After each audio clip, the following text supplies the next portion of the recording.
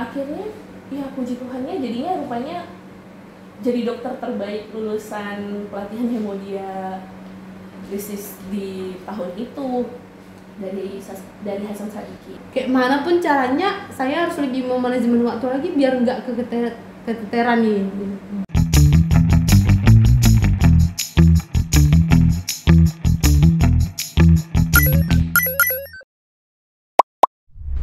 Present. Hai semuanya, selamat datang kembali di podcast yang luar biasa ngobrolin No Mention Yuk. Nah, bersama saya Winnie Manalu dari mahasiswa psikologi Stambuk 2020. Nah, di podcast kali ini kita akan kulik seputar No Mention yang mungkin diketahui publik dan bisa jadi mungkin mahasiswa belum mengetahuinya. Nah, kalau di podcast episode yang lalu kita telah menghadirkan narasumber yang luar biasa kece. Hari ini bintang tamu kita nggak kalah kece nih dari sebelumnya. Dan kita akan membahas semua tentang No Mention bersama dengan kakak-kakak cantik yang ada di sini. Oke, hai Kak. Halo semua. Oke. Nah, teman-teman, di sini kita sudah ada dua narasumber yang cantik nih. Kakak yang di sebelah sini boleh diperkenalkan namanya, Kak? Oke, perkenalkan, saya Dr. Novaninta Lumandao. Saya alumni Universitas HKBP No Mention angkatan pertama tahun 2009. Saat ini saya sedang bekerja di Rumah Sakit Siloam Dirgasuria Medan. Wow, alumni dari Fakultas Kedokteran ya, Kak ya. Tadi stambuk berapa, Kak? 2009, stambuk pertama kebetulan. Wow, stambuk pertama nih di Fakultas Kedokteran No Mention dan saat ini telah bekerja di Rumah Sakit Siloam Hospital. Keren ya teman-teman, alumni kita loh, stambuk pertama sudah bekerja di Rumah Sakit Siloam. Nah, kalau kakak cantik yang di sebelah sana namanya siapa nih, Kak? Baik, perkenalkan nama saya Sartika Hutauruk. Saya dari Fakultas Psikologi Universitas HKBP No Mention Medan, Stambuk 2020. Saat ini saya sedang menjalani perskripsian. Oke, kakak yang di sini adalah alumni kita dan kakak yang di sana adalah mahasiswa aktif kita Stambuk 2020 ya, Kak ya, psikologi. Dan Stambuk 2020 berarti sekarang sedang menggeluti atau sedang hektik dengan dunia perskripsian, bener ya, Kak ya? Oke. Nah, FYI teman-teman, Kak Sartika ini adalah mahasiswa berprestasi kita dan beliau sangat aktif dalam menjuarai turnamen taekwondo. Bener, Kak? Ya. Bener, ada 18 loh turnamen yang beliau juarai. Yang dijuarai aja 18 ya? Yang diikuti sudah berapa itu, Kak? Nggak terhitung lagi. Oh my god, tak terhitung teman-teman. Nah, untuk Kak Sartika dan juga Dr. Nova, nyamannya dipanggil Dr. Nova, Dr. Ninta? Panggilannya biasanya Noni. Noni, Ya, berarti Kak Noni begitu ya? Oke, untuk Kak Noni dan juga Kak Sartika nih, untuk sekarang kegiatannya seperti apa, Kak? Mungkin boleh ya? Dari Kak Noni dulu? Oke, jadi saat ini saya aktif sebagai dokter umum di rumah sakit, maksud saya Rumah Sakit Siloam Dirgasuria. Selain sebagai dokter umum, kebetulan saya adalah dokter harian khusus di bagian hemodialisa. Kalau kita kenal sebagai dokter cuci darah. Nah, terus kebetulan saya juga sebagai case manager. Jadi kalau di dalam satu rumah sakit, kita punya namanya case manager yang berguna untuk mengatasi case-case permasalahan serta kerjasama kita dengan pihak lain seperti pihak asuransi atau pihak-pihak lain yang membutuhkan layanan kesehatan. Oke, berarti Kak Noni ini sekarang adalah case manager dan juga dokter di bagian cuci darah ya gitu ya. Benar sekali. Oke, nah untuk Kak Sartika kira-kira sekarang kegiatannya seperti apa, Kak? Oke, kalau mungkin untuk keseharian saya saat ini selain sibuk di dunia perskripsian ya, saya setiap harinya latihan. Itu kemudian selain latihan mengurusi organisasi, itu aja sih kalau kesehariannya. Oke, berarti bahkan sekalipun masih maksudnya sudah mahasiswa tingkat akhir, masih aktif mengikuti kejuaraan, kemudian masih aktif dalam berorganisasi begitu ya, bahkan juga sedang mengurus skripsi. Wow, aktif sekali ya teman-teman jadi mahasiswa nih. bisa jadi contoh nih Kak Sartika untuk kita semua. Nah, maybe saya mulai dari Kak Sartika dulu kali ya Kak. Nah, untuk Kak Sartika ini hingga sampai saat ini kan masih aktif ya menjuarai turnamen begitu. Iya, tentunya saya yakin dan percaya bahwasanya proses yang dilalui juga adalah proses yang panjang dan bukan proses yang mudah begitu.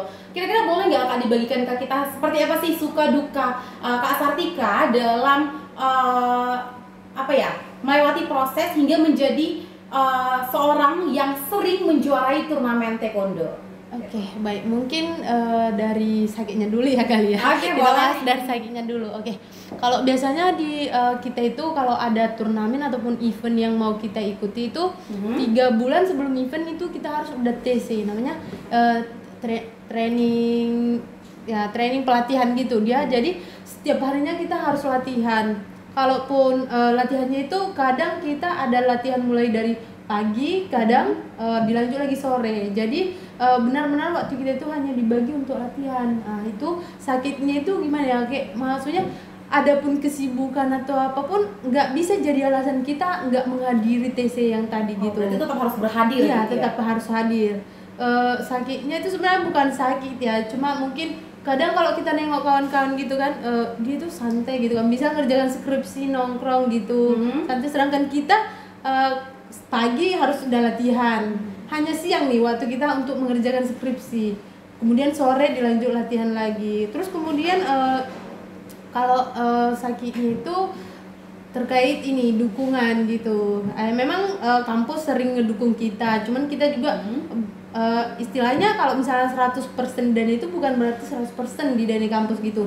Kita juga harus memutar otak kita gimana caranya kita mendapatkan dana selain dari yang dikasih kampus gitu dia. Kalau mungkin enaknya gimana ya? Kayak misalnya enaknya itu nih ada event yang di luar gitu, misalnya yang Yogyakarta itu kan bergengsi nih, semua atlet-atlet ternama itu turun. Nah, enaknya itu kita bisa menjumpai idola-idola kita bisa kayak terbang ke sana tanpa harus memikirkan biaya itu. Kebetulan kemarin yang Yogyakarta itu didukung penuh oleh kampus hingga 1% pun dana nggak harus diberatkan kepada atlet. Mungkin itu aja sih. Oke, berarti yang saya dapat nih dari Kak Tika ini aktif mengikuti kegiatan, tetapi kegiatan ataupun turnamen yang akan diikuti itu ada proses TC-nya tadi ya sebelum turnamen di hari H gitu. Dan juga untuk dari segi supportnya itu full didukung oleh universitas begitu ya Kak, fakultas bahkan juga universitas, hingga tidak ada 1% pun nominal yang Kak Tika keluarkan ya. Keren nih, dapat juaranya, dapat juga jalan-jalannya, bener nggak Kak? Wow. Kemudian nih ya Kak, saya melihat juga nih dari CV Kakak terpampang nyata bahwasanya tidak hanya 1 atau 2 saja nih, bahkan ada 18 turnamen yang sudah kamu juarai, serta juga saat ini tadi Kak Sartika juga bilang masih aktif begitu ya dalam organisasi. Kebayang dong teman-teman masih berkuliah kemudian bahkan juga aktif berorganisasi, bahkan juga cukup sering berkompetisi pada sejumlah kejuaraan. Wow, sangat menakjubkan bukan? Nah, tapi sebelum kita kupas tuntas lagi nih Kak terkait dengan pengalaman kakak-kakak berdua yang cukup fantastis, juga Dokter Noni tadi ya sudah bekerja, kita pengen tahu nih Kak, kakak berdua ini kan ini yang masih mahasiswa aktif kemudian sudah alumni ya. Kalau kita kilas balik nih Kak, pada waktu itu kira-kira apa sih yang memotivasi kakak-kakak berdua ini sehingga pada akhirnya menjatuhkan pilihan di No Mansion sebagai tempat untuk menimba ilmunya? Boleh dimulai dari Kak Noni dulu? Oke, kebetulan karena alumni jadi udah bisa ini ya. Jadi waktu pertama akhirnya memutuskan pilihan memilih Universitas AKBP No Mansion Medan itu, mungkin orang awam di luar sana mikirnya ya cuman kampus swasta biasa yang nggak begitu tenar atau segala macam. Namun kebetulan saya diarahkan oleh papa saya langsung. Nah, jadi papa saya bilang, udah baru kan kalau orang Batak gitu, udah baru masuk No Mansion aja. Kenapa harus No Mansion Pak? Dari semua pilihan kenapa harus No Mansion? Karena kebetulan sebelumnya saya pengennya jadi IPDN gitu ya. Oh, Cuman karena pendidikan ya? ya, cuman kalah di seleksi terakhir. Akhirnya sebenarnya pengen fighting mau coba lagi, tapi kata bapak enggak, kamu no mention aja, ngambil kedokteran aja bagaimana. Oh ya oke pak, tapi kenapa harus dari semua kampus kenapa harus no mention? Karena ya sesuai motonya Siloam, motonya no mention maksudnya Prodeo et Patria. Jadi tenang supaya agama kamu juga terarah, supaya tetap dalam lindungan Tuhan, tapi ilmunya juga dapat. Nah setelah saya masuk ke dalam no mention, memang ternyata terbukti. Nah jadi di no mention kita bukan hanya diajarin caranya dapat ilmu, diajarin tetap ingat Tuhan, selalu ditekankan nilai-nilai no mention supaya tetap ingat Tuhan. Kemudian bahkan sebelum saya terjun langsung ke dunia kerja, itu kita sempat diadakan pelatihan how to be a good communicative doctor. Jadi gimana caranya kita berkomunikasi, gimana caranya kita bersikap dalam dunia kerja. Nah, saat saya selesai kuliah, kemudian saya bekerja, saya langsung merantau tuh ke Jakarta. Saya cari kerja. Habis dari Jakarta saya ke Bogor, habis Bogor saya ke Cikarang, Bandung, balik lagi ke Medan. Ternyata itu sangat penting. Jadi di luar sana akan banyak kita jumpain orang yang berilmu, Yes. tapi tidak banyak orang yang beradab. Itu istilahnya. Jadi untungnya karena kita sudah ditempa harus tetap menjaga etika waktu kuliah, itu menjadi poin plus kita. Bukan hanya saya ngalamin, kita juga sering ketemu sama teman-teman sharing, itu menjadi poin plus kita. Jadi orang di luar sana itu lebih menghargai seseorang yang mengerti cara menyikapi sesuatu. Pinter tapi tidak bisa berkomunikasi dengan pasiennya nggak ada. Iya kan? Tahu semua obat tapi nggak bisa cara menyampaikan dengan pasien, juga pasiennya nggak ada. Nah, jadi itu adalah salah satu, maksudnya kayak berkat lah yang saya terima melalui keputusan papa saya yang akhirnya memasukkan saya ke no mention. Itu sih. Oke, berarti memang dalam berkuliah ini kalau dari dokter Nova sendiri ya atau Kak Noni gitu ya, kuliah itu memang penting, tapi hal yang tidak kalah penting adalah kita juga tetap harus balance dengan attitude kita gitu ya, agar ketika nanti kita tamat gitu, kita dilepas gitu ya, kita keluar, kita juga tahu harus memposisikan diri kita seperti apa. Utamanya nih seperti yang dokter Noni bilang, bahwasanya menjadi dokter itu tidak cukup kalau hanya pintar, tapi juga kita harus pandai nih menginformasikan kepada pasien kita, bahkan dengan attitude yang baik juga. Oke, itu tadi kalau dari Kak Noni. Kalau dari Kak Sartika sendiri, kira-kira apa sih Kak yang motivasi kamu sehingga menjatuhkan pilihan ke no mention? Oke, kalau saya pribadi sebenarnya bukan menjatuhkan pilihan ke no mention ya. Sebenarnya masuk ke no mention itu karena pasrah sebenarnya. Pertama sebenarnya awal saya masuk kuliah itu saya kuliah di Unimed jurusan Agroteknologi. Namun karena waktu di zaman kami itu yang lulus SNMPTN itu nggak bisa mencoba SBM ya kan Kak. Nah jadi sebenarnya pertama saya lulus di SNMPTN di Universitas Negeri Padang, lulus di sana. Cuman orang tua kurang mendukung, jadi memutuskan untuk jalur mandiri di Unimed. Nah pada saat menjalani perkuliahan masih 2-3 pertemuan kali ya, itu ada pembayaran uang pembangunan, katakan pembangunan. Kebetulan saya juga dari keluarga yang kurang mampu, saya terkendala di pembayaran uang pembangunan itu. Namun sebelum saya kuliah di Unimed, saya sudah mendaftar nih di berbagai universitas swasta, salah satunya no mention. Nah karena kemarin kendala di pembayaran uang kuliah itu, saya pasrah nih, nggak pengen kuliah lagi. Cuman kebetulan di situ ada nih info dari Universitas HKBP Indonesia bahwa saya lulus di beasiswa, jadi jalur KIP kuliah. Nah di situ saya kayak tiba-tiba, wah ada peluang lagi nih untuk kuliah. No mention kayak nyelamatin gitu nggak sih? Nah jadi saya memutuskan kuliah di no mention itu karena memang mendapatkan beasiswa dari no mention, karena kebetulan juga dari keluarga yang kurang mampu nih Kak ya Kak. Saya itu 9 bersaudara. Jadi semua masih tanggungan orang tua. Orang tua mengatakan kalau kamu ingin melanjutkan pendidikan, kamu harus cari beasiswa. Kebetulan Tuhan tolong melalui Universitas HKBP Nomensen hingga saat ini saya bisa kuliah di sini. Oke, nah sorry, Kak Tikanya tadi 9 bersaudara ya? Anak ketiga. Oke, Kak Sartika adalah anak ketiga dari 9 bersaudara yang dulunya memiliki mungkin pergumulan begitu ya, bisa dibilang di pembayaran uang kuliahnya, namun karena Nomensen menyediakan beasiswa untuk para mahasiswanya, Kak Sartika sendiri tertolong begitu ya, sehingga dapat melanjutkan pendidikannya lagi gitu.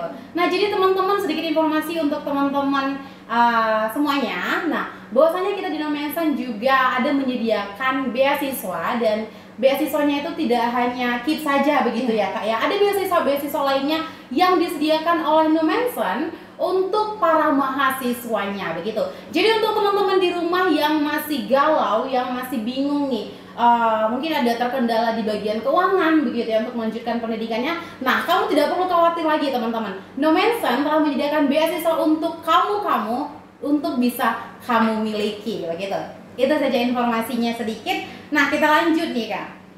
Bahwa ternyata memang bukan fakta yang baru lagi ya, bahwasanya Nomensen ini tidak hanya membekali mahasiswanya dari segi ilmu saja, tetapi juga dari segi attitude, bahkan dari segi prestasi juga ya, sehingga Kak Sartika bisa meraih beasiswa tersebut. Karena tanpa adanya prestasi mungkin Kak Sartika tidak akan bisa menerima penghargaan ataupun beasiswa tersebut begitu ya Kak ya. Nah, next, kalau boleh tahu nih Kak, kira-kira selain daripada beasiswa mungkin yang telah Kak Sartika terima tadi, apalagi Kak, atau apa aja sih benefit yang sudah Kakak terima lainnya dari Nomensen ini gitu? Oke, mungkin yang benefit yang sudah saya terima dari Nomensen ini, selain dari saya terbantu di uang perkuliahan, saya juga mendapatkan uang saku per bulannya.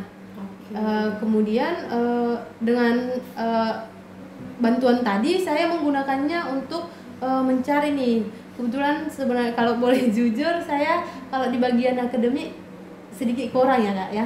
Jadi saya kayak mikir gimana sih caranya agar saya itu bisa naik tapi enggak dengan cara menonjolkan akademik gitu. Karena memang unggul di bidang yang lain gitu ya. ya. Di bidang yang lain gitu. Kebetulan waktu 2022 saya lihat di IG bahwasanya kampus Nomensen itu mempunyai UKM yang banyak nih kan. Salah satunya UKM Taekwondo. Nah, memang kalau dari dulu saya memang udah belajar di bidang bela diri, terus saya tertarik nih. Oh, mungkin saya bisa unggul di bagian ini. Kemudian saya join di UKM Taekwondo 2022 dan puji Tuhannya saya join, saya latihan, bisa nih unggul, dapat prestasi. Kemudian kampus, kalau misalnya saya dapat prestasi, kampus selalu menaikkan nama saya gitu kan, kayak kasih info-info gitu kan. Jadi benefit yang saya dapatkan dari Nomensen itu lumayan banyak sih, bersyukur sih masuk Nomensen. Oke, berarti selain dari mendapatkan sertifikat begitu ya, kalau ada talenta yang mahasiswa miliki, fakultas bahkan universitas bahkan selalu mensupport begitu ya Kak ya. Oke, itu tadi dari Kak Sartika. Kalau dari Kak Nani sendiri, apa sih Kak benefit yang sudah Kakak terima selama berkuliah di Nomensen? Jadi setelah saya menjalani perkuliahan di Nomensen, kemudian saya bekerja, benefit yang paling penting yang seperti yang saya sampaikan tadi, karena kita sudah dibekali secara lengkap, baik secara ilmu, agama, bahkan cara berkomunikasi, bahkan sampai dilatih, sehingga apalagi kita yang bagian kedokteran ya, kita kan akan terjun langsung menghadapi manusia. Dalam menghadapi setiap kasus itu kita lebih tenang. Nah, contohnya aja seperti ini. Jadi waktu saya baru-baru jadi dokter nih, tiba-tiba ada pasien tidak sadarkan diri, lemas, terus di situ kan keluarga udah pada panik, ini gimana dokter harus melakukan tindakan ini. Nah, di situ dengan cara kita berkomunikasi dengan baik, akhirnya kita bisa menghandle pasiennya. Ternyata sebentar ya ibu, saya cek karena kalau kita panik, keluarga panik, sehingga Sama panik menyebabkan dong. jadinya tidak teratasi nih pasiennya. Akhirnya dengan pengobatan yang tepat, pasiennya sadar kembali. Nah ternyata pasiennya setelah dicek, karena kita tenang, kita cek ternyata karena kurang gula doang. Istilahnya kalau di kita hipoglikemi, setelah kita kasih treatment yang tepat, akhirnya sadar. Nah selain itu kita juga setelah saya kuliah, karena sudah biasa caranya komunikasi, mau masuk kemana aja jadi lebih gampang. Misalnya aja waktu saya itu baru 3 bulan bekerja di Omni Hospital di Cikarang. Awalnya saya di Jakarta, dipindahkan ke bagian Cikarang. Terus tiba-tiba saya dipanggil sama direktur rumah sakitnya. Terus, Nova, kamu mau nggak pelatihan cuci darah? Nah di saat itu saya belum ada ketertarikan sama sekali dan belum mengenal nih. Sorry, berarti ditawari gitu ya? Iya ditawarin. Keren, Nah, keren. iya ditawarin. Karena mungkin dilihat selama bekerja lumayan gitu, Cocok gitu jadi ya. lumayan. Akhirnya ditawarin. Terus masih agak gini ragu nih, aduh gimana ya dok, nanti saya sanggup nggak ya dok? Akhirnya saya memberanikan diri, oke saya akan ke Bandung. Wah waktu di Bandung saya ketemu sama dokter dari seluruh Indonesia, kan yang pelatihan ke Bandung itu bukan cuma dari Cikarang doang kan, ada yang dari Sulawesi, ada yang dari Papua, ada yang dari Bandung sendiri, ada yang dari Jakarta, dan dari berbagai lulusan, ada yang dari UI, UGM, Unpad semuanya. Kemudian di situ saya lihat mesin cuci darah aja itu kayak sebuah gimana, apalagi mengoperasikannya. Nah, cuman jadi tantangan tersendiri nih, Challenging karena, gitu ya? Iya, karena kan kalau di waktu di kuliah kan apapun kalau kita kan terus diikutin. Kalau kita ikutin pasti kita bisa. Ya, saya jalanin, saya belajar, nggak malu nanya ya, walaupun dibilang ternyata banyak tanya, kok itu aja nggak tahu, nggak apa-apa, tanya aja, selama kita nggak ngerti kita tanya. Akhirnya ya puji Tuhannya jadinya rupanya jadi dokter terbaik lulusan pelatihan hemodialisis di tahun itu dari Hasan Sadikin. Jadi maksudnya sangat penting sebenarnya yang cara kita bersikap dan agama, apalagi di tengah-tengah masyarakat luas sana. Banyak godaannya gitu. Apalagi sebagai dokter, ya kita tahu sendiri, dokter ada yang begini, ada yang begitu, ada yang terlibat pergaulan yang nggak benar. Bahkan kalau dia yang masuk ke bagian manajemen gitu bisa korupsi atau segala macam. Tapi karena kita dibekali secara baik dari awal, puji Tuhannya sampai sekarang masih ya justru itu keuntungan lah buat kita. Bahkan waktu saya setelah selesai jadi dokter pelatihan, nah saya mikir nih, bisa nggak ya saya mengembangkan cuci darah di sana, kan saya masih baru lulus nih. Puji Tuhannya dari 4 mesin, istilahnya 4 mesin sekitar 80 pasien sebulan, jadi 200 sampai 400 pasien sebulan. Jadi dan pasiennya semuanya nyaman. Intinya semuanya kalau kita bisa berkomunikasi dengan baik, dan itulah yang dibekali No Mention banget. Kamu pinter boleh, orang pinter banyak, yang lebih pinter dari kamu banyak. Itu selalu ditekanin dosen. Yang lebih pinter dari kamu banyak, yang lebih jago, yang punya skill dari kamu itu jauh lebih banyak. Tapi yang punya etika, yang punya komunikasi yang baik itu jarang sekali. Nah, jadi itu yang harus kita terapkan dalam kehidupan kita, dalam perkuliahan kita, dalam pekerjaan kita. Itu sih menurut saya, dan itu dibekali sekali oleh No Mention. Oke, nah keren nih, karena ini lulusan kedokteran kita begitu ya, lagi-lagi menekankan bahwasanya di No Mention kita memang ditekankan sekali kepada yang namanya pendidikan karakter begitu ya Kak ya. Karena terbukti kalau ini lulusan kita nih Stambuk pertama tadi ya Kak ya, bahkan ketika beliau sudah merantau keluar gitu, beliau yang ditawarkan pelatihan bahkan oleh atasannya begitu ya. Benar sekali. Keren nih, jadi panutan nih Kak Noni atas teman-teman kedokteran sekalian begitu. Berikutnya nih Kak, nah dari CV kan saya melihat ya bahwasanya Kak Sartika tadi aktif mengikuti kegiatan begitu, bahkan juga saat ini masih mahasiswa aktif sering berkompetisi begitu. Kanoni juga bekerja begitu ya. Dulu juga masih mahasiswa aktif, juga aktif dalam keorganisasi begitu ya Kak. Nah kalau saya boleh tahu nih Kak, gimana sih cara kakak-kakak cantik yang ada di sini dalam membagi waktunya gitu? Waktu antara berorganisasi, waktu antara belajar, berkuliah, bahkan waktu untuk bermain. Karena bagaimanapun kan pasti ada waktu-waktu tersendiri kita untuk bermain, untuk sekedar ya mungkin refreshing begitu ya. Itu gimana Kak membagi waktunya? Oke, dari saya dulu aja ya. Boleh ya. Jadi intinya semuanya lihat. Nah, Oke. karena kalau berbagai aktivitas yang kita jalanin itu bisa aja kita jadikan alasan untuk tidak ikut dalam sesuatu hal. Nah, gitu. Misalnya seperti saya khususnya di bagian kedokteran. Selain kita harus bekerja, tetap harus ikutin seminar ini, pelatihan ini, karena ilmunya kan selalu berkembang. Tidak ada alasan tidak untuk mengikuti. Jadi misalnya kalau kita bekerja, tapi kita harus ikut seminar ini, ya. Kan kita bisa cari, aku butuh seminar ini, kita bisa cari yang online bagaimana. Nah intinya semuanya itu sih pada prinsipnya nih ya. Kalau kayak saya sendiri jam kerja misalnya Senin sampai Jumat dari jam 8 sampai jam 5. Mungkin di weekend saya mengikuti seminar atau kumpul-kumpul sama teman-teman, tetap harus menjalin relasi. Ya kemudian aktif ikut-ikut, kebetulan saya kan anggota Persatuan Nefrologi kemarin di Jawa Barat, sekarang sudah di Sumatera Utara. Jadi kalau ada aktivitas nefrologi, misalnya kemarin hari ginjal, kita kayak senam ginjal bareng-bareng pasien atau senam diabetes bareng pasien, wah itu kita ikutin.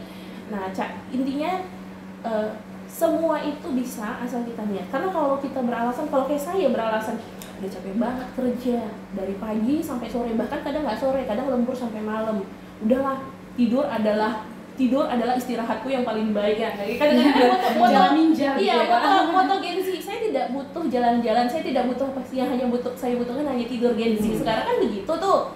Nah nggak bisa, justru dengan adanya tantangan jadwal yang padat, gimana cara kita mengakalinya.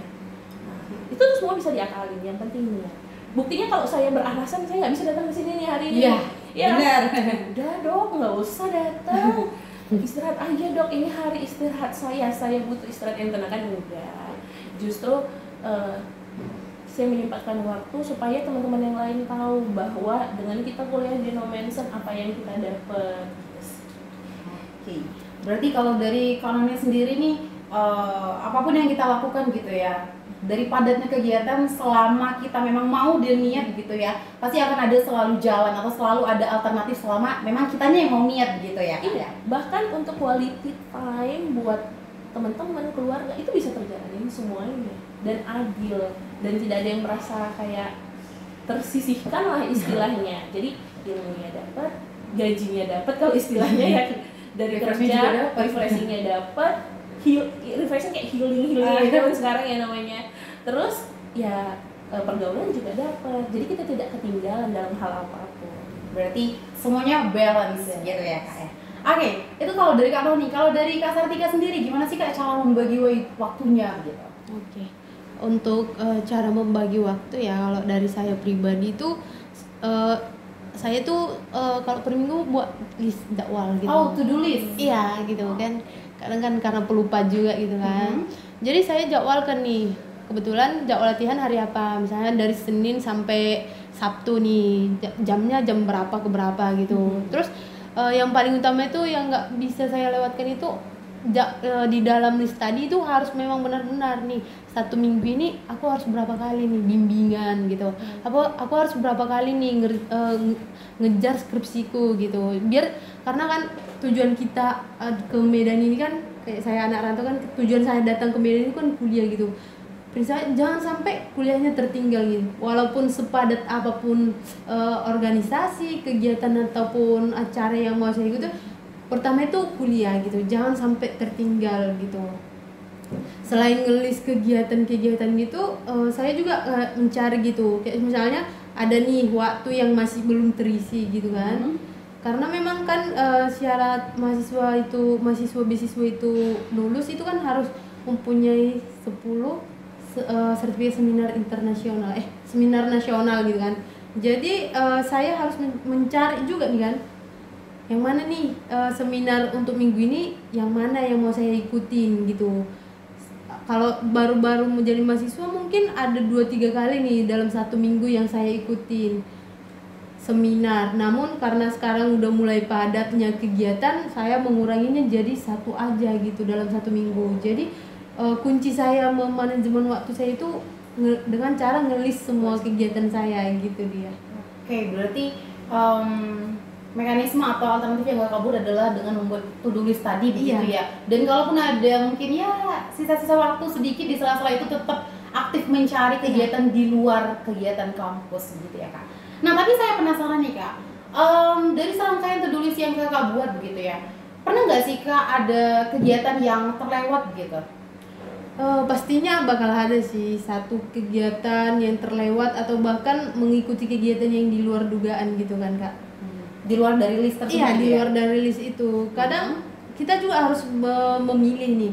Dari list itu memang udah kita list kegiatan yang mau kita laksanakan. Cuman di list tersebut ada kegiatan yang benar-benar mendadak dan yang mengharuskan kita mengikuti kegiatan tersebut. Mau nggak mau dengan penuh pertimbangan kita harus meninggalkan kegiatan yang udah di list tadi gitu dia. Oke, sih berarti maksud Kakak nih lebih ke membuat skala prioritas begitu ya, mana yang urgent, yang mana yang memang nanti dulu deh, atau kayaknya nih nggak dulu deh gitu ya. Iya, benar. Berarti to-do list dan juga buat skala prioritasnya gitu. Nah, berikutnya nih Kak, saya juga penasaran nih, Kak Sartika ini kan dari psikologi gitu ya. Kira-kira hal apa sih Kak yang mendorong kamu pada akhirnya memilih fakultas psikologi di Nomensan ini dari sekian banyak fakultas-fakultas atau universitas lain yang menyediakan jurusan psikologi juga? Oke, ya. Mungkin saya mengambil jurusan psikologi di Nomensan ya karena kan pertama nih saya kan lulus di Nomensan. Dulu saya itu kan udah jadi atlet juga nih. Cuman saya tapi kan psikologi itu di pikiran orang-orang masih awam kali gitu kan, masih kayak paranormal langsung. Ya dulu saya juga berpikir bahwasanya kalau aku jadi psikologi itu yang paranormal ya kayak nyari-nyari hantu gitu ya kan. Jadi saya kayak suka nih menonton film horor gitu kan. Saya nengok yang kayak paranormal itu kayak keren gitu. Jadi kayak Nomensan ada psikologinya, mungkin saya bisa kali masuk ke situ. Jadi kayak dipicu karena pengen jadi paranormal aja sih sebenarnya. Makanya join ke psikologi gitu kan. Tapi ada nggak sih motivasi lainnya gitu di luar daripada keinginan untuk paranormal ada begitu ya? Kalau awal masuk psikologi sebenarnya di situ aja sih, pengen paranormal aja gitu aja sih, pengen nyari hantu aja. Ya, lebih ke hal-hal yang horor begitu ya. Benar. Tapi gimana nih Kak, pada realitanya kan apakah memang psikologi belajar tentang hal-hal tersebut atau justru berbanding terbalik dari apa yang Kakak pikirkan tersebut? Iya betul. Sebenarnya setelah saya jalani nih, psikologi ternyata begini toh kayak gitu kan. Nah dulu juga saya berpikir psikologi itu nggak ada belajar hitung-hitung kali ya kan. Ternyata setelah dijalani ke semester makin tinggi ada psikometri, ada konstruksi alat ukur. Ini apa kok jadi ada hitung-hitungnya gitu. Tapi setelah saya jalani lebih baik dari ekspektasi saya sih sebenarnya gitu Kak. So far so good gitu ya. Iya benar. Oke. Kalau dari dokter atau Kak Mane sendiri, pada waktu itu apa sih Kak yang mendorong Kakak pada akhirnya memilih kayaknya jurusan psikologi di Nomensan aja deh gitu? Kedokteran. Kedokteran sih di Nomensan. Iya, jadi kampus udah jelas yang papa yang saranin. Tapi kenapa akhirnya milih kedokteran? Jadi waktu setelah lulus SMA targetnya itu hanya 2. Jadi yang seperti yang saya bilang sebelumnya, jadi kayak IPDN tadi ya, atau jadi anak kedokteran. Nah, waktu kemarin itu sebenarnya sudah lulus seleksi, jadi kan ada beberapa seleksi penerimaan mahasiswa itu di Malang, tapi karena terlalu jauh orang tua tidak mengizinkan. Kemudian coba yang IPDN seleksi akhir gagal, akhirnya masuk ke Nomensan. Nah, pilihan kedokteran itu jatuh dikarenakan ada cerita sih sebenarnya, cerita sedih sebelumnya. Jadi di waktu saya di kelas 1 SMA, kebetulan papa saya jadi korban salah satu malpraktek dokter. Nah, aneh banget ya, jadi papanya korban malah jadi dokter. Jadi kayak korban malpraktek dokter sampai papa saya hampir koma. Itu udah mikir kita bakalan jadi anak yatim saat itu, tapi ternyata karena ditolong dan diobati dan ditangani secara cepat, puji Tuhannya papa selamat.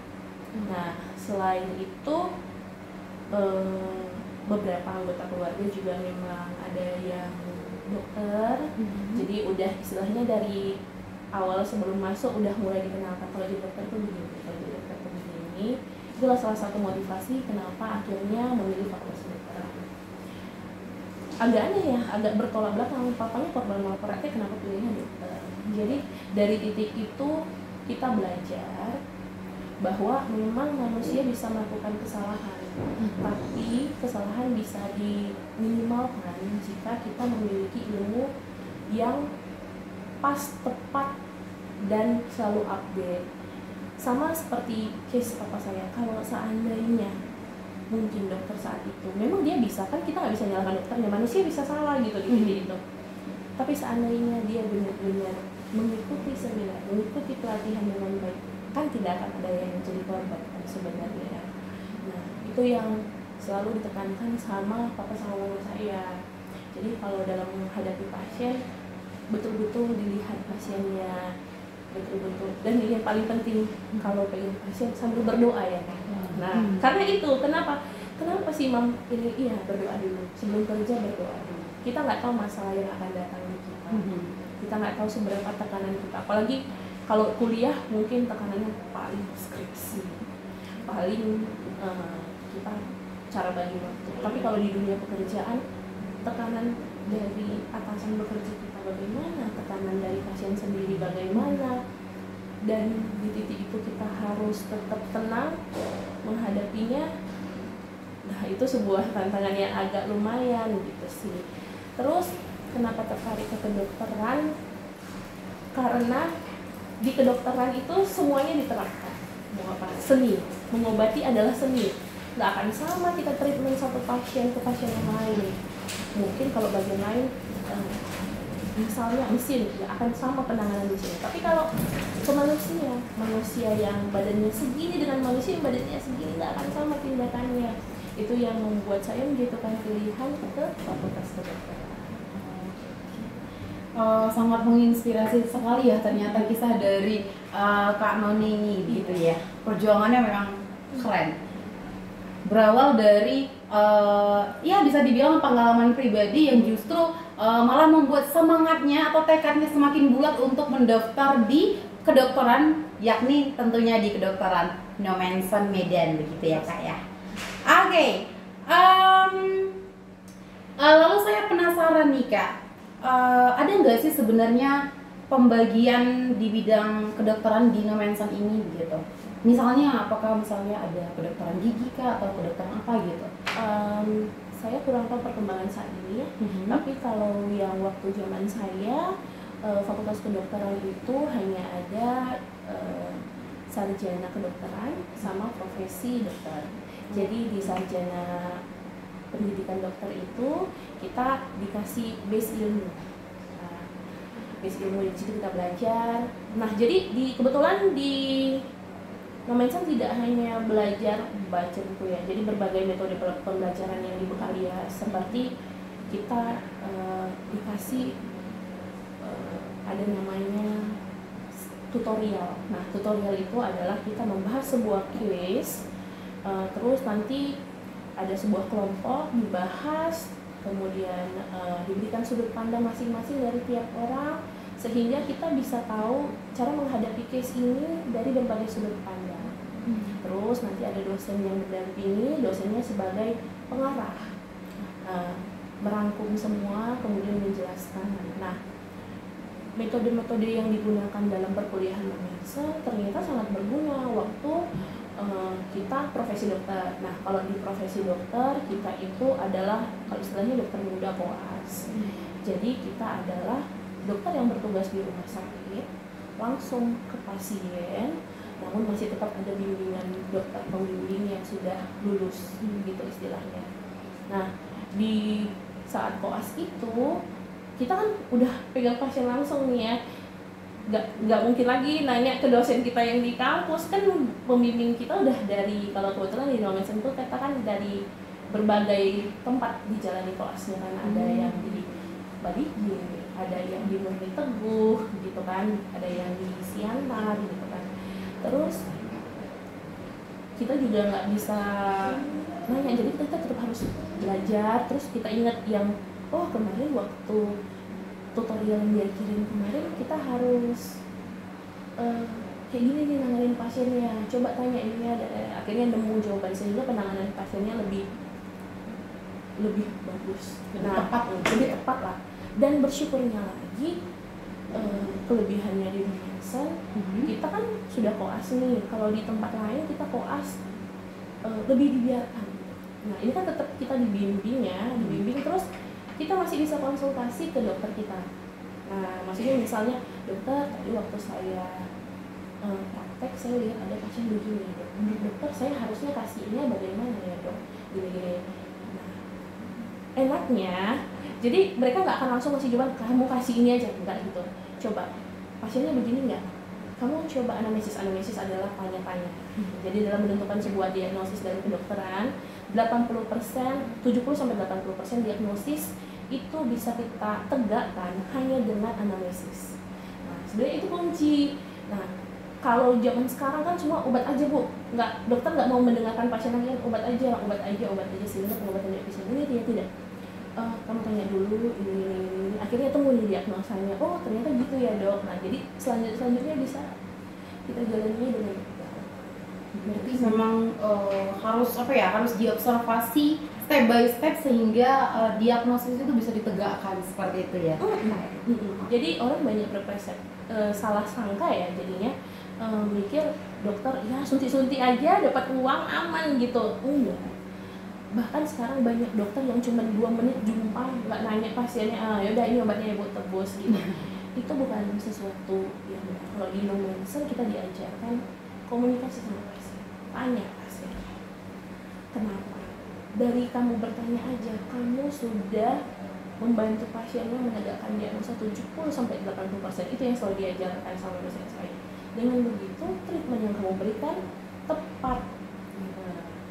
Gak usah banyak pemeriksaan, karena kalau sekarang kan udah bu CT scan dulu, udah bu MRI dulu aja baru saya balik lagi ke saya. Itu dalam pelayanan praktik itu sih yang bersyukurnya kita dibantu sama Nomensen. Berarti kedokteran Nomensen memang sedetail itu ya kayak dalam membimbing, mengarahkan mahasiswanya gitu ya. Sedetail itu, bahkan dulu waktu ujian pertama, kebetulan kan saya angkatan pertama nih, kita namanya ada ujian kompetensi dokter ya. Bahkan karena puji Tuhannya, bahkan sampai kita yang mahasiswa kadang agak bosan, kita di try out tiap bulan, kita dilatih, bahkan diadakan fase tersendiri untuk mempersiapkan kita dalam menghadapi ujian bagaimana, benar-benar diperhatiin ujian bagaimana, di try out, dilatih. Ujian kita kan bukan hanya ujian tulis ya, ada namanya OSCIR, itu ujian praktek, bagaimana kita cara pasang alat ke pasien supaya tidak salah gitu. Sebenarnya kalau dipikir-pikir, untuk apa lah kita belajar itu kan ada perawat, biarin saja perawat melakukan segala sesuatunya. Tapi enggak, karena kalau kita ditempatkan di tempat-tempat yang istilahnya sumber dayanya kurang, kita tetap siap. Nah, jadi kita sudah ditempa untuk siap mau ditempatkan di mana saja, mau di rumah sakit yang besar, di rumah sakit yang kecil, daerah besar atau daerah sangat terpencil sekalipun, bakal kita sudah. Oke, kita lanjut nih ya kak ya. Berarti dari pemaparan kakak yang aku tangkap nih, bahwasannya memang di kedokteran ini mahasiswanya dibekali terus terkait dengan tryout tadi gitu ya, agar ketika nanti sudah di lapangan kitanya sudah cakap mau di istilahnya kalau orang lapangan bilang mah kita sudah cakap mau dicampakkan dimanapun gitu ya. Keren nih. Nah, informasi juga kepada teman-teman di rumah, bahwasanya Universitas HKBP Numensen Medan saat ini sedang membuka pendaftaran gelombang 1, yakni berlangsung dari kemarin 5 Februari sampai dengan 8 Juni 2024. Dan untuk gelombang 1 ini bebas testing kecuali jurusan kedokteran, psikologi, dan seni musik. Nah, untuk ketiga jurusan tersebut teman-teman mohon maaf tidak berlaku bebas testing dan juga tidak berlaku dan juga berlaku uang pendaftaran. Namun di luar dari ketiga jurusan tersebut, nah Numensen memberlakukan bebas testing dan free uang pendaftaran. Oke, kita lanjut nih. Berikutnya kalau itu kan tadi dari Kak Noni ya terkait dengan kedokteran. Nah, saya juga pengen tahu nih Kak, kalau di psikologi sendiri ada nggak sih Kak pembagian atau ya peminatannya seperti itu? Oke, kalau untuk pembagiannya mungkin ya itu dibagi waktu penentuan magang kali ya.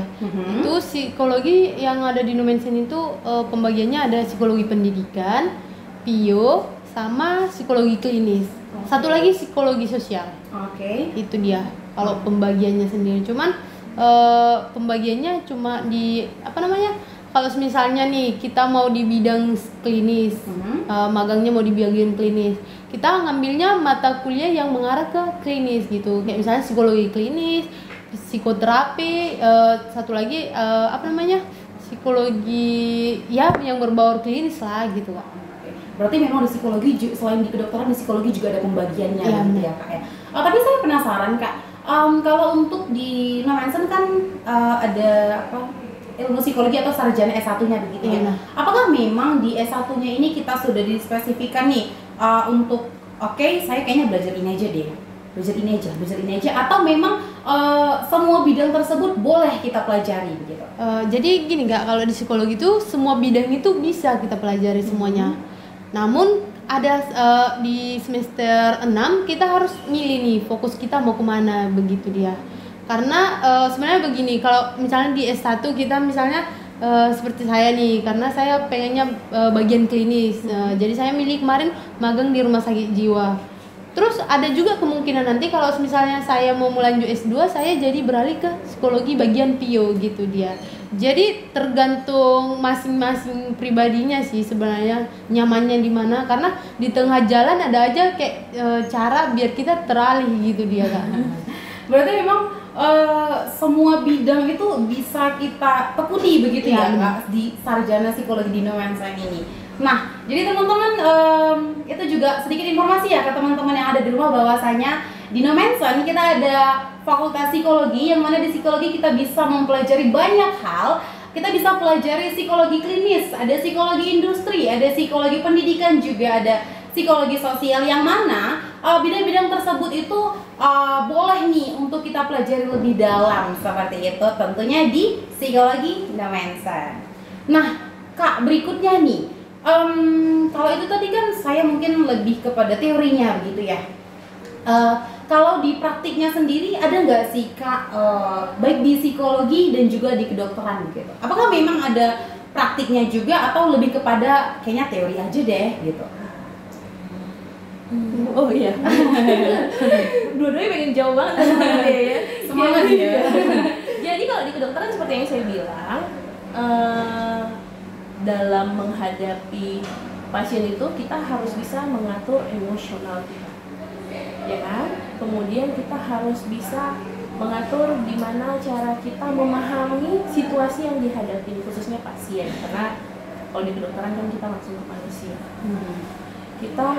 Tapi tetap hal itu tidak mengganggu keputusan kita dalam mengambil sikap dalam pengobatan. Misal nih satu contoh case, ada pasien kanker kalau istilahnya, kanker datang ke kita, terus pasiennya misalnya terlihat kita bisa menilai ya, kita lihat pasiennya mungkin kurang secara ekonomi atau mungkin kurang secara pendidikan, sehingga penjelasan yang mungkin kita sampaikan, kadang-kadang ada dokter dia menyampaikannya itu oke, ini udah stage 4, jadi pasiennya butuh kemoterapi, yang akan tidak dimengerti oleh pasien. Jadi mungkin pendekatan psikologi atau pendekatan mental, pertama kita memahami kondisi pasien. Setelah kita tahu, oh ini kita berbicara dengan pasien yang mungkin pendidikan dan pemahamannya tentang kesehatan kurang, ya kita sampaikan, ibu ini sakit tumor ganas, ada istilah kita kanker, pilihan pengobatannya ada banyak ibu. Kalau melihat kasus bapak, pilihan pengobatan terbaik bisa obat minum, kalau istilahnya nama kita kemoterapi, atau bisa kita obati dengan sinar, kalau istilahnya di kita namanya radioterapi.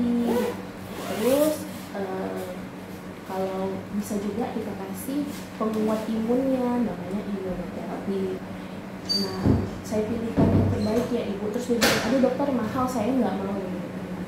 Terus ibu, kita arahkan lah, ibu punyanya apa. Kalau punya BPJS, kita ajarkan caranya bagaimana. Jadi sangat penting gitu dalam menghadapi pasien. Itu baru pasien. Rekan kerja, wah ini kan kita semua sama-sama kerja. Misalnya pasien tiba-tiba banyak datang. Kalau di IGD ya, kita nggak bisa prediksi pasien datang berapa ya. Bisa tiba-tiba 10. Nggak menentu. Iya, nggak menentu. Tiba-tiba cuma satu doang. Kalau satu ya kita santai. Tiba-tiba 10. Sementara semua pengen didahulukan. Bahkan sampai ada yang marah, ini anak saya sudah demam ya. Tapi kan kita harus tahu seperti yang tadi kita bahas, kalau di kedokteran namanya triase. Jadi pasien yang mana yang kita pilih yang harus pertama sekali kita periksa. Itu ada aturannya.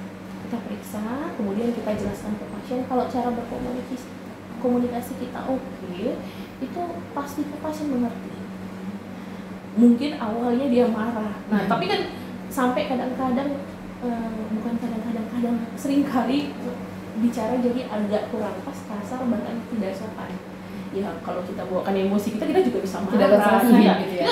Tapi kan kita nggak mungkin, gua nggak nengok. Saya pegang pasien 5, bukan hanya ibu aja. Kan kita nggak mungkin bilang gitu. Sementara ibu bilang, bapak sangat nyawanya terancam. Nah, pasien, ya tapi anak saya demam. Ya demam, saya kasih dulu obat penurunan demam, saya atasin luka itu dulu. Nanti saya observasi lagi. Nah kalau kita kasih penjelasannya kayak gitu ke pasien, pasti pasiennya, oh iya oke, berarti sih tetap diperhatikan, cuman misalnya prioritas dulu saya mengerti. Nah tapi kita jangan terpancing. Yang seringnya banyak sekali case dua-dua terpancing, mungkin sering lihat Instagram atau TikTok ya, gitu ya. Pasiennya marah, yang dokternya lebih marah lagi, jadi marah-marahan kan. Jadi padahal hanya karena masalah komunikasi. Pasiennya nganggap dokternya nggak lihat, dokternya nganggap pasiennya nggak ngerti kondisi dia gitu. Gitu sih yang perlu diperhatikan. Karena memang dalam melayani masyarakat, melayani pasien begitu, kita juga harus memperhatikan komunikasi kita dan juga seperti apa nih situasi pasien, biar si pasien juga mungkin lebih bisa menerima begitu ya atas kondisi yang ada gitu ya Dok ya. Oke, nah kalau di psikologi sendiri nih Kak Sartika, ada nggak sih Kak praktikumnya begitu, atau mungkin ada nggak sih magang di psikologi, yang mana kalau magang ini kan kita lebih bisa kolaborasi begitu ya dengan para jejaring profesional. Oke, kalau di psikologi itu ada yang namanya magang dan juga ada yang namanya praktikum. Berarti dua-dua ada nih. Ada nih.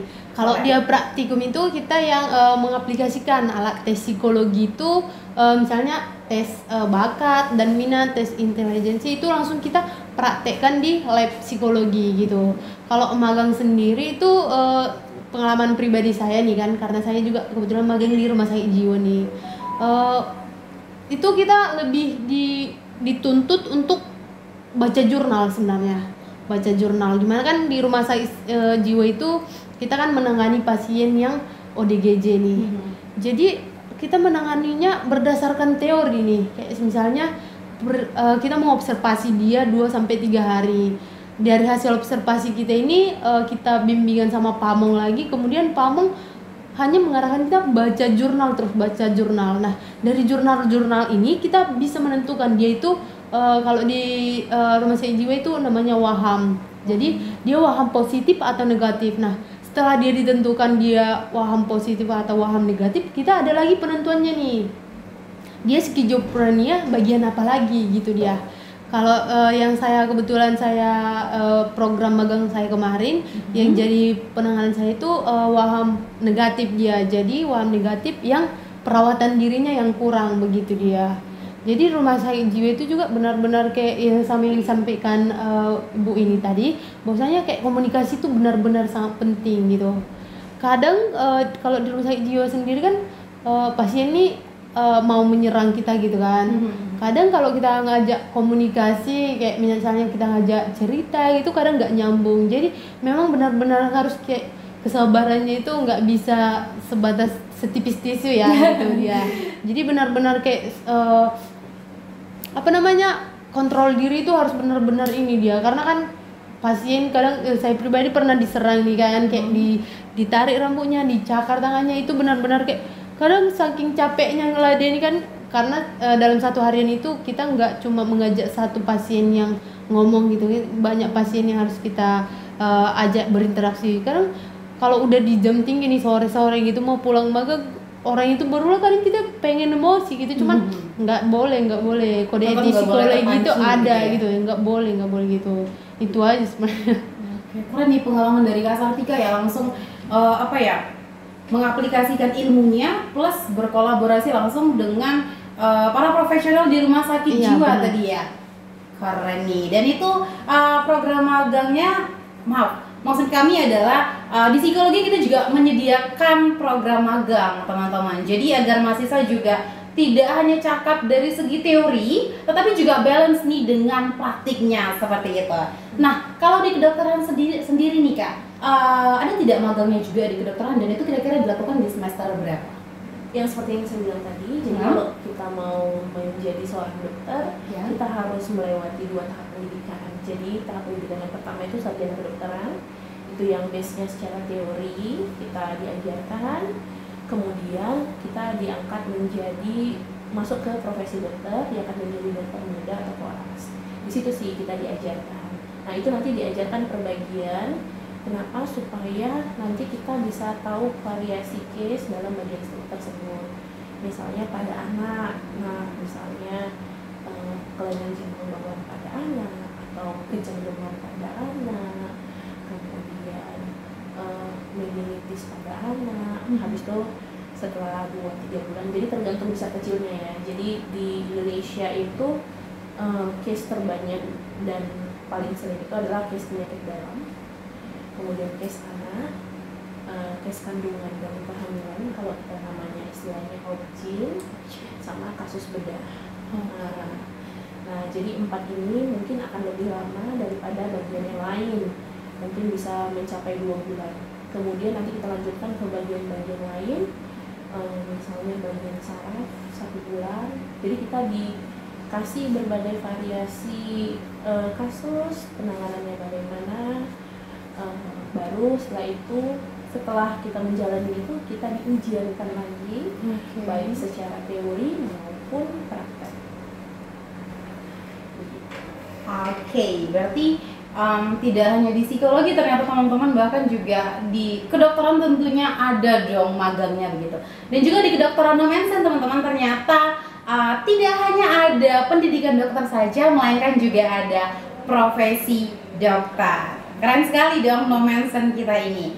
Nah, kami juga menginformasikan sedikit kepada teman-teman yang ada di rumah bahwasanya Universitas HKBP Nomensen Medan memiliki sejumlah keunggulan, yakni yang pertama ada keunggulan dari segi uang kuliah yang bisa dicicil 6 kali. Kemudian Nomensen juga ada menyediakan program kampus merdeka seperti studi independen, juga kampus mengajar, magang bersertifikat, dan lain sebagainya. Kemudian, di Nomensen kita juga ada prodi yang sudah unggul, yakni ada prodi pendidikan bahasa Inggris. Keren nih, untuk teman-teman yang tertarik nih di atau hal-hal yang berbaur dengan pendidikan bahasa Inggris. Nah, Nomensen melalui prodi pendidikan bahasa Inggrisnya ternyata sudah terakreditasi unggul nih teman-teman oleh LAMDE. Nah, kemudian yang tidak kalah kerennya, bahwasanya Nomensen telah bekerja sama dengan lebih dari 60 institusi. Wow. Kemudian Nomensen juga menyediakan beasiswa Seperti tadi ya Kak Sartika, salah satu testimoninya penerima beasiswa yang diberikan oleh Nomensan. Dan keunggulan lainnya adalah bahwasanya Nomensan juga menyediakan pertukaran pelajar ataupun student exchange tidak hanya di dalam negeri, bahkan juga teman-teman yang mau mengasah pengalamannya di luar negeri. Nah, melalui student exchange teman-teman boleh nih challenge dirinya. Itu tadi informasi singkat terkait keunggulan Nomensan. Nah, kita lanjut nih Kak. Nah, dari serangkaian proses panjang ya yang sudah dilalui oleh Kak Sartika dan juga Dr. Noni atau Kak Noni begitu ya. Sudah pernah dengar nggak sih dengan istilah kesehatan mental? Oke. Nah, saya penasaran nih, apa sih kesehatan mental menurut Dr. Noni? Jadi kesehatan mental kalau menurut saya itu yang intinya memastikan dirinya sejahtera. Nah, sejahtera. Iya, sejahtera. Nah, jadi bukan hanya sekedar waras. Nah, kalau kalau pikiran waras aja nggak cukup iya, gitu karena ya? kalau pikiran anak zaman sekarang udahlah yang penting waras saja. Yang waras malah selalu ngomongnya begitu. Enggak. Harusnya dibilang yang penting sehat. Harusnya begitu, sehat mental, sehat secara fisik. Nah, jadi yang dibilang sejahtera itu dia tahu bagaimana cara mengkontrol dirinya.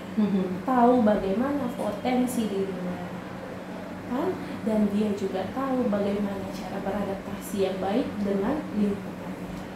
Itu yang kadang-kadang banyak yang nggak ngerti. Jadi mikirnya orang yang sakit mental itu yang cuma ngomong sendiri doang. Padahal kadang-kadang orang yang tidak mengetahui apa potensi dirinya, selalu kalau istilahnya anak zaman sekarang burn out, selalu merasa paling tersakiti, si paling tersakiti kalau istilahnya sekarang. Si paling sedih gitu ya? Si paling sedih, si paling galau.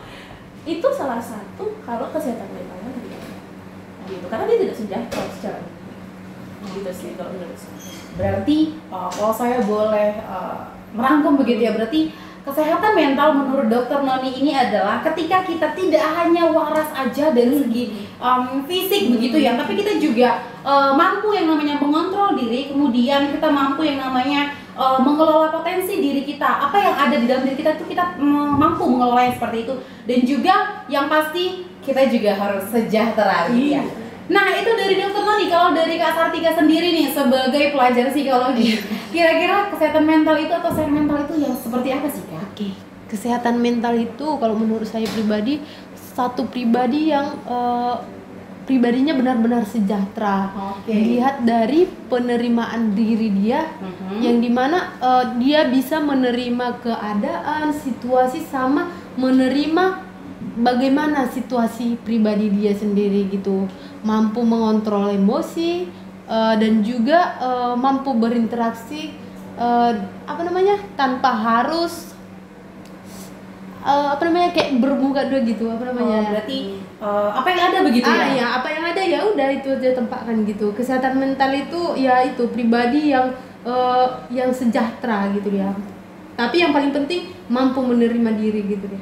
Oke. Nah, kalau dari Kak Sartika nih selaku pelajar psikologi lagi-lagi meng-highlight bahwasanya sehat mental itu adalah orang-orang yang sejahtera, tetapi tidak hanya sejahtera, dia mampu untuk menerima dirinya, lagi-lagi mampu untuk mengelola keadaan yang ada begitu ya. Kemudian ya kita mampu untuk berinteraksi dengan lingkungan dan dengan apa adanya diri kita seperti itu ya. Nah, itu tadi sehat mental dari pendapat sisi kedokteran dan juga sisi psikologi. Nah, berikutnya nih Kak, kalau kita kembali ke CV-nya Kak Sartika dulu ya Kak ya, izin. Nah, kalau saya lihat nih dari CV-nya Kak Sartika, dari sepanjang tahun 2021 bahkan hingga tahun ini ya, tahun 2024 itu kan cukup aktif sekali dalam mengikuti perlombaan begitu. Nah, tetapi uniknya secara khusus di tahun 2022 dan 2023 ini yang bisa dibilang sangat sering sekali mengikuti kompetisi. Berarti itu kan 2022, 2023 masih semester 4 sampai 6 begitu ya Kak ya. Nah, semester 4 sampai 6 ini kan SKS juga cukup padat ya Kak ya. Kemudian juga saat itu masih magang juga ya. Dan juga kegiatan berkompetisinya juga tetap jalan begitu. dari kepadatan kegiatan yang kakak milih itu pernah ada nggak sih kak rasa keteteran dalam mengikutinya begitu? Keteteran gitu. Iya. Iya pernah sih, apalagi magang nih. Magang ini benar-benar kayak gimana gitu. Dari jam 8 sampai jam 5 itu nggak boleh telat gitu Full kan. satu hari ya? Full satu harian menghadapi yang ya begitulah. Jadi sebenarnya kayak mana dibilang ya, benar-benar capek sih sebenarnya. Waktu di masa itu sebenarnya pengen udah berhenti aja dulu ini taekwondonya gitu. Cuman kalau kita berhenti taekwondonya kayak hidup kita kayak ada yang kurang gitu dia. Jadi mau nggak mau ya udah aku bisa kok gitu. Tetap memaksakan diri itu salah satunya tadi. Itu sebenarnya bukan mental yang sehat lagi, karena kalau kita memaksakan diri kita sebenarnya kita udah nggak bisa, tapi kita tetap memaksa, itu sebenarnya bukan mental yang sehat lagi sih sebenarnya. Tapi di masa magang sama padatnya SKS juga yang harus diikutin, juga event yang harus diikutin, itu sebenarnya kesehatan mentalnya agak menurun gitu karena pemaksaan diri gitu dia. Tapi ternyata ada keteteran juga ya. Hal apa sih yang pada akhirnya kembali nih membangkitkan kakak dari keteteran yang ada itu? Oke, mungkin yang membangkitkan nih kan, mungkin dari semester 4 nih ya, No Mention sudah mulai mengenal nama saya gitu kan. Kayak walaupun saya sekedar gitu, cuman di semester 5-6 gitu, kalau saya berhenti nanti gimana gitu, informasi saya nggak mungkin langsung hilang begitu saja kan, nggak malah gitu. Saya harus ngetren nih, saya hanya 4 tahun kuliah, masa iya saya ngetren cuma hanya dalam 1 semester, itu saya nggak mau lah gitu. Kayak manapun caranya saya harus lebih memanajemen waktu lagi biar nggak keteteran nih, jadi begitu.